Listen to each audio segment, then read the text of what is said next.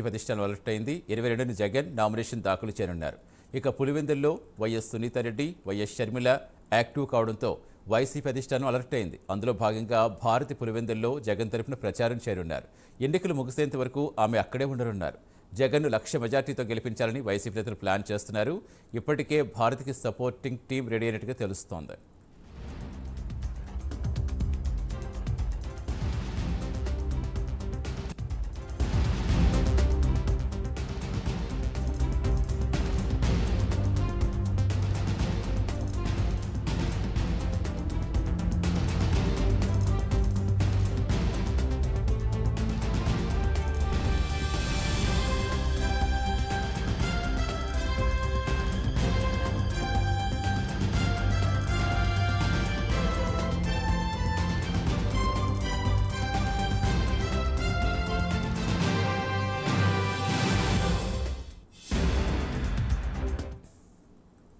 పూర్తి సమాచారం ఇచ్చేందుకు మా కరెస్పాండెంట్ సుధీర్ జరుగుతున్నారు. Good morning Sudhir. సో మొత్తంగా పులివెందుల రాజకీయం అయితే రాష్ట్ర రాజకీయాల్లోనే పెను సంచలనంగా మారే అవకాశం ఉందా? అటు కుటుంబ సభ్యులే ప్రచారంగా పోటాపోటీ ప్రచారాలతో ఎలా ఉండబోతోంది? ఇప్పుడు ఎలాంటి ప్లాన్స్ చేస్తారు ఇరు పార్టీ నేతలు? Good morning Satish. ఏదైతే దివంగత నేత వైఎస్ రాజశేఖర రెడ్డి కూడా పూర్తి స్థాయిలో ఆయన మరణానంతరం కూడా కడప జిల్లా రాజకీయాలు అయితే కనుక పూర్తి స్థాయిలో మారిపోయాయని చెప్పుకోవచ్చు.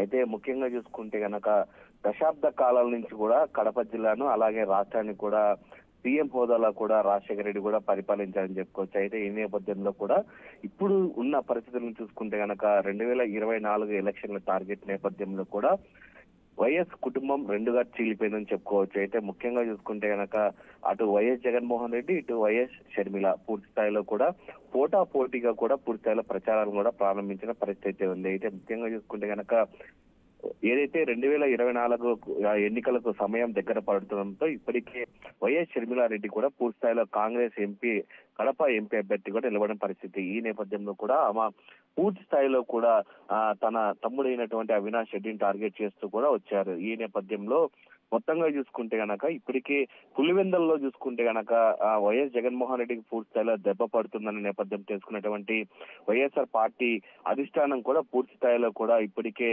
ఏదైతే సీఎం జగన్మోహన్ రెడ్డి భార్య అయినటువంటి వైఎస్ భారతిని కూడా పూర్తి స్థాయిలో కూడా రాజకీయాలకు దింపేందుకు కూడా పూర్తి స్థాయిలో ప్రయత్నాలు చేస్తుంది.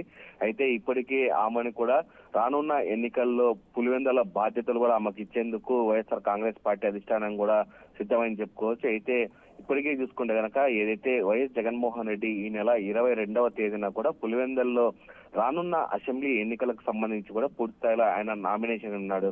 అయితే వైఎస్ జగన్మోహన్ రెడ్డి నామినేషన్ వేసిన అనంతరం నుంచి కూడా పులివెందుల బాధ్యతలను పూర్తి స్థాయిలో కూడా వైఎస్ భారతి కూడా తీసుకోన్నారు. ఇప్పటికే ఆమె రంగం కూడా సిద్ధం చేసినట్టు పూర్తి స్థాయిలో మనకు తెలుస్తుంది. అయితే దీనికి సంబంధించి షెడ్యూల్ ఎలా వెళ్ళాలి ఏంటి అనే దానిపైన కూడా ఒక టీంను పెట్టుకొని ఆ టీము ప్రణాళిక మొత్తం పూర్తి స్థాయిలో కూడా వైఎస్ భారతి రెడ్డి ఎన్నికల ప్రచారాన్ని కూడా అక్కడి నుంచి ప్రారంభించే ప్రయత్నం అయితే చేస్తుంది.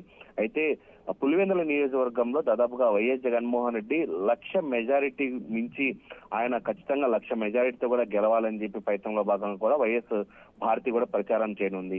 ముఖ్యంగా చూసుకుంటే కనుక ఒకే కుటుంబం నుంచి కూడా పూర్తి స్థాయిలో అటు వైఎస్ జగన్మోహన్ రెడ్డి, ఇటు షర్మిల కూడా పూర్తి స్థాయిలో కూడా పోటాపోటీగా ప్రచారం చేస్తుండటంతో మొత్తంగా రాష్ట్ర రాజకీయాలు కూడా మొత్తంగా కడప వైపు చూస్తున్న పరిస్థితి ఉంది.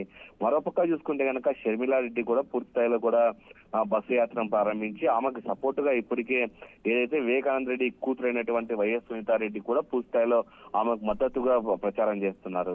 అయితే ఇప్పటికే చూసుకుంటే కనుక రానున్న ఎన్నికల్లో మొత్తంగా రాజకీయ పరిస్థితి మొత్తం కడప జిల్లాకు సంబంధించిన ఎలా ఉండబోతున్న దానిపైన అయితే కనుక మొత్తం రాజకీయ విశ్లేషకులు అయితే కనుక మొత్తం ఇక్కడే చూస్తున్నారని చెప్పుకోవచ్చు. ఏదేమైనా సరే వైఎస్ జగన్మోహన్ రెడ్డి ఈ నెల 22వ తేదీన నామినేషన్ వేసిన తర్వాత కూడా రాజకీయాలు ఎలా ఉండబోతున్నాయని దానిపైన అయితే కనుక సర్వత్రా